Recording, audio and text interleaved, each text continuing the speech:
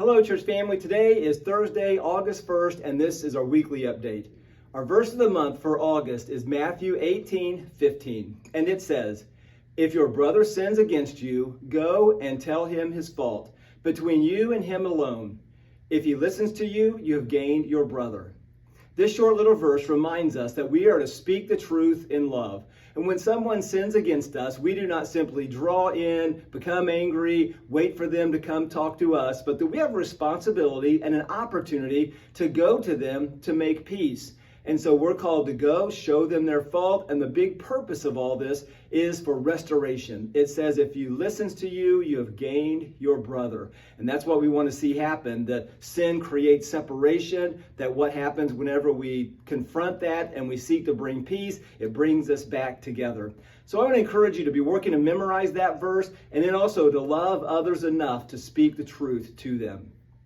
Well, coming up this week, several birthdays. On the 2nd is Greg Mischler's, the 3rd is Darla Howlands, the 6th is Mike Siemens, 7th is Amy Striblings, and then anniversaries, we have Dave and Joyce Leonards on the 2nd, Andrew and Carlin Trailers on the 2nd, the 3rd is Butch and Linda Ridges, the 5th is Robert and Jody Fries, those are our missionaries to Romania, and then on the 6th is Kent and Tammy Messick.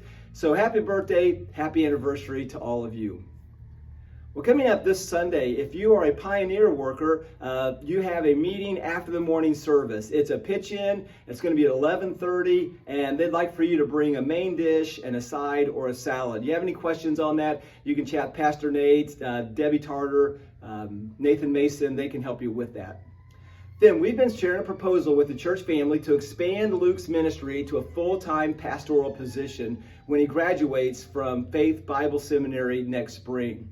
The deacons are excited about this, the potential opportunity that we have here, and Luke and Rachel are also excited, and I hope that you are too. And I appreciate those of you who've asked questions, raised concerns. We've delighted to have been able to answer those questions and address those concerns.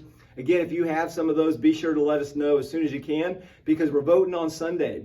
And so Sunday morning, there'll be a ballot in your bulletin. It'll have a place where you can check that you're a church member, so it's the church members that are voting on this. And there'll be two motions. The first is to create the position. Our Constitution says that we need a 2/3 majority to create the position, and then a 3/4 majority to call Luke to fill the position. So I encourage you to be here on Sunday so that you can vote, and we'll do that during the morning service. Well, a few prayer requests. Please be praying for Doug Purcell. He is in Wellbrook, recovering after being in the hospital, getting his strength back. Pray also for Ed Brashears as he has eye surgery coming up. And then, wouldn't ask you to be praying for the Moser family. Carl Moser was a long-term church member here who's been living in Michigan. He passed away last week, and there will be a graveside service for both he and his wife Joan in Waveland coming up. And we'll share more details with that as we receive them.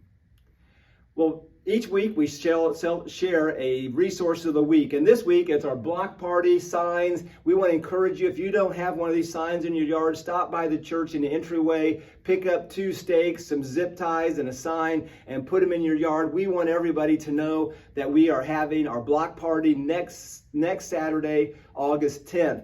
And I want to encourage you also to take some time to stop by the church, pick up a map, and pass out some flyers. We want to be canvassing our local neighborhoods here on the east side of town, letting them know that we're having the block party, letting them know that we want them to come and be a part of that.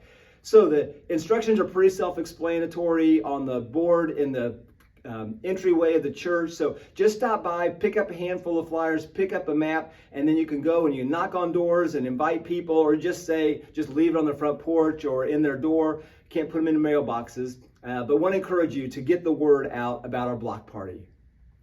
Well, coming up Sunday, we're going to be surveying the book of John to see that Jesus is better and that he can make life brighter.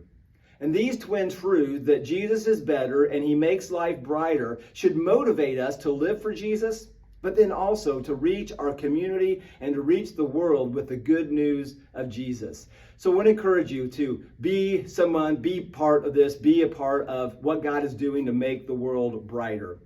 Well, our verse of the day then comes from Matthew 5, verses 14 and 15, and it ties to this. It says that you are the light of the world. A city on a hill cannot be hidden, nor do people light a lamp and put it under a basket, but they put it on a stand, and it gives light to all the house. In the same way, let your light shine before others, so that they may see your good works and give glory to your Father who is in heaven. That Jesus is the light. He comes and brings us out of the darkness. He makes us light so that we can shine the light of Jesus for others, so that they can come to know, love, and live for him as well. So church family, I just want to encourage you, be light. Be the light that Jesus is making you. Well, I look forward to seeing you this Sunday. Have a great rest of the week, and may God bless you.